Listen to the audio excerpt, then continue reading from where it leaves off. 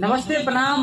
हम आप सबके छोट भाई बुलेट राजा और ये WR ब्लॉग्स वीडियो है तो के इस चैनल के ज़्यादा से ज़्यादा प्यार दुलार आशीर्वाद दी जा और ढेर सारा सपोर्ट करी जा। देखिए गाना गाओ तनी अच्छा लगे तो लाइक कमेंट और शेयर जरूर करें जा। हेलो हेलो हेलो लइकिते होई आंडू पांडू रे घर हो तोरे काठमांडू रे। इसको म्यूजिक में लगाइए, ठीक है? आई लइकिते होई आंडू पांडू रे घर हो तोरे काठमांडू रे। लइकिते होई आंडू पांडू रे घर हो तोरे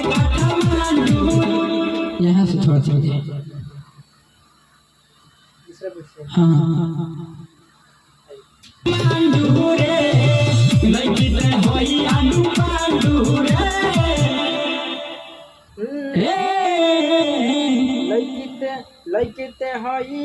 पांडू रे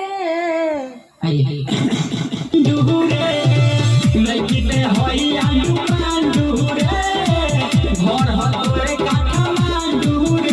ढेर बोलबे तो फल छूट जाई, ढेर बोलबे तो इतो चिल्लाई। घर हो तोरे काठमांडू रे ढेर बोलबे तो फल छूट जाई। रे छोटिया फुलावा ना फूट जाई, रे छोटिया फुलावा ना फूट। रे छोटिया दूसरा फुलावा ना फूट जाई, रे छोटिया फुलावा ना फूट जाई। सब्सक्राइब करें और बहुत सारा हिट गाना दिले मैंने भैया, तो दिल से लव यू सब क्यों के ये पर प्रत्येक सभी कलाकार के मतलब कि ब्लॉग्स वीडियो आवत रही, अपडेट मिलत रही आप सबके और आप सब प्यार दुलार आशीर्वाद देते रही। और जय हो अंदर ये तो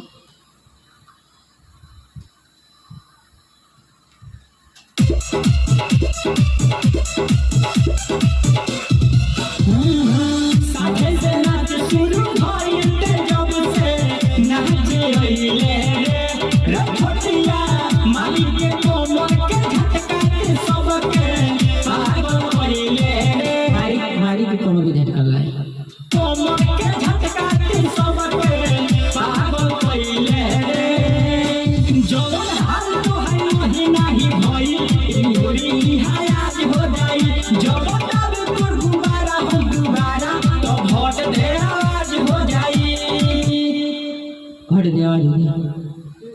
भट दे आवाज हो जाई।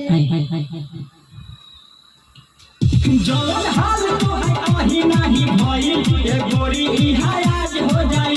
जवन तब को दोबारा हो दोबारा तो भट दे आवाज हो जाई।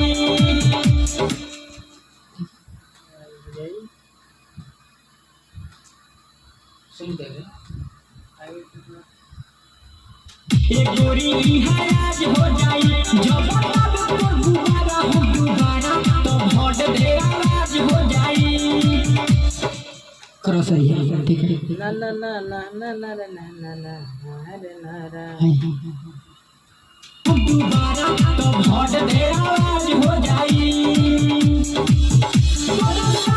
खजाना लूट जाई रे छोटिया यहाँ पे रे छोटिया फुलावा ना फूट जाई, रे छोटिया